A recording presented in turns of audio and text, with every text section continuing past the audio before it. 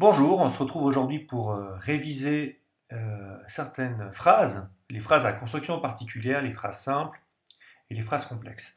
Avant ça, juste un petit commentaire sur la vidéo précédente qui traitait d'une dictée. Déjà, je suis très content parce que j'ai eu mon premier abonné, donc ça c'est vraiment super. Ensuite, plusieurs d'entre vous m'ont fait remarquer que j'avais dicté trop vite. Donc je prendrai évidemment en considération cette remarque à l'avenir si par hasard je devais vous refaire une dictée sous forme de vidéo. Le sujet qui nous intéresse aujourd'hui, vous le trouvez dans votre livre unique à la page 284. Donc vous avez toute la théorie et je vous inviterai évidemment à lire cette théorie puisqu'elle va venir compléter la théorie que je vais présenter dans cette petite vidéo. Le premier objectif, c'est donc d'être capable de dire si une phrase est une phrase à construction particulière, une phrase simple ou, en revanche, une phrase complexe. Finalement, ce n'est pas très compliqué puisqu'il suffit de compter les verbes conjugués, uniquement les verbes conjugués. Et à partir de là, eh bien, on va pouvoir dire à quelle catégorie on appartient. Donc ce que je vais faire maintenant, c'est que je vais vous présenter les trois possibilités. On a d'abord la phrase à construction particulière qui ne contient aucun verbe conjugué. Donc c'est plutôt des phrases qui sont très courtes, mais elles peuvent quand même contenir plusieurs mots. Alors je vous ai mis trois exemples. Non, sérieux, ne pas déranger. Donc là on voit par exemple pour le troisième exemple, on a un verbe, mais il est à l'infinitif, donc ça ne compte pas. C'est pour ça qu'on a ici trois phrases à construction particulière. Pour ce qui est de la phrase simple, on a dans cette phrase simple un seul verbe conjugué. Et ce que je vous conseille de faire vraiment, c'est lorsque vous avez des exercices, c'est de mettre en évidence systématiquement tous les verbes conjugués que vous rencontrez, puisque ça va simplement vous faciliter le travail. Donc là, je vous en ai mis trois, des phrases simples. J'ai également déjà mis en évidence les verbes conjugués pour que ça soit plus clair. Le chat rentre tard le soir. Mange. C'est un seul mot, mais c'est une phrase simple. Ou alors, toutes les semaines, je fais les courses pour mes parents. Le troisième cas, c'est donc la phrase complexe qui, comme vous l'avez probablement compris, contient plusieurs verbes conjugués. En comptant les verbes conjugués, je vous ai donné deux exemples. Je mange car j'ai faim, deux verbes conjugués, donc phrase complexe. Le prof nous a demandé de prendre nos affaires afin que nous puissions travailler à la maison et être prêts ou prêtes lorsque les cours reprendront. Trois verbes conjugués, donc une phrase complexe.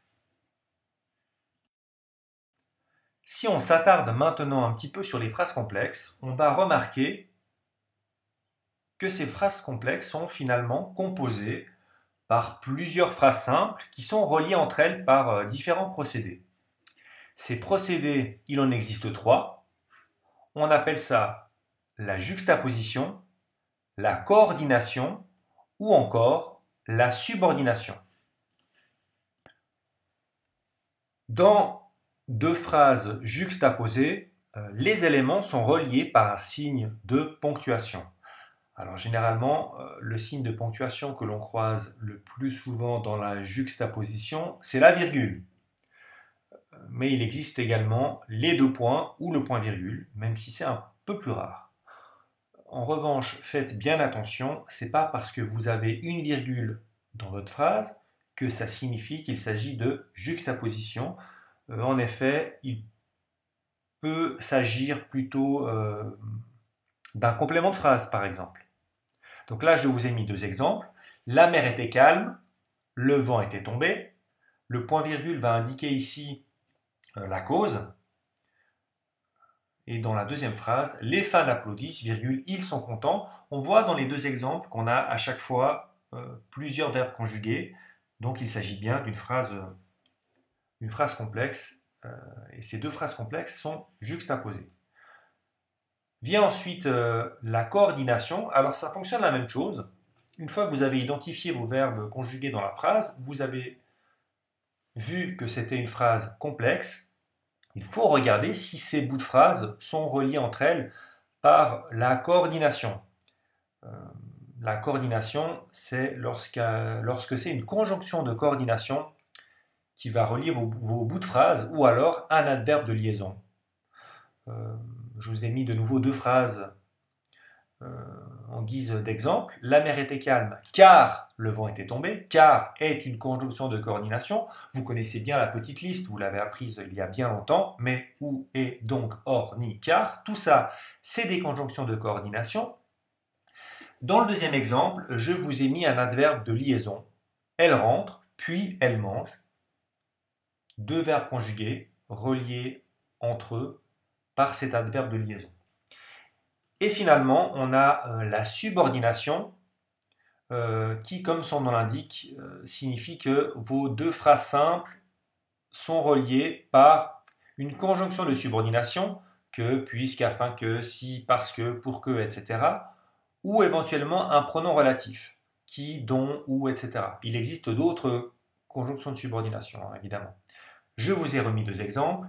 Je bois puisqu'il fait chaud. Elle le fera s'il le faut. Pour conclure, on va voir que en utilisant les mêmes mots dans une même phrase, simplement en changeant la façon de relier ces bouts de phrases entre eux, eh bien, on garde le même sens. Donc, trois exemples. Nous aimons le Valais, point virgule, les paysages y sont magnifiques. On a de la juxtaposition avec le point virgule. Nous aimons le Valais car les paysages y sont magnifiques. On a le car, c'est donc une conjonction de coordination, mais on a aussi la cause. Ça répond à la question pourquoi. Et nous aimons le Valais parce que les paysages y sont magnifiques. On a cette fois une conjonction de subordination qui explique aussi le pourquoi. Donc le lien de cause, il est ici maintenu. Je vous laisse maintenant prendre quand même connaissance de la théorie du livre unique. Je vous rappelle que c'est à la page 284. Et ensuite, vous êtes paré pour faire la fiche. Dans cette fiche, vous allez avoir plusieurs exercices différents. Rappelez-vous que de toute façon, si vous deviez avoir de la difficulté ou si vous ne comprenez pas une consigne, je reste à disposition. Voilà. Bon travail!